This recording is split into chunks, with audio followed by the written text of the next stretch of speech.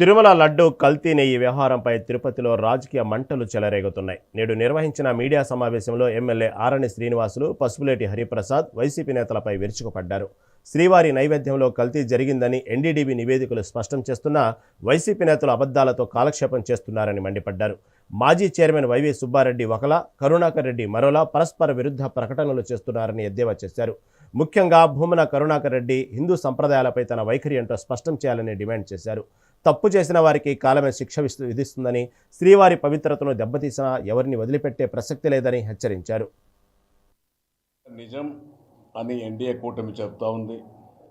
ఒక పక్క ఎన్డీఏ కూటమి చెప్పేది కాదు, NDDB national development dairy board కూడా నిజాల దేశంలోనే ప్రఖ్యాతిగాంచిన ఎన్డీడీబీ సంస్థ కూడా చెప్పింది. సిట్ అధికారులు కూడా రసాయనాలతో కల్తీ జరిగిందని కూడా చెప్పింది. ఇన్ని నిజాలు చెప్తా ఉంటే కూడా నిజాలు ఒప్పుకోవడం లేదు.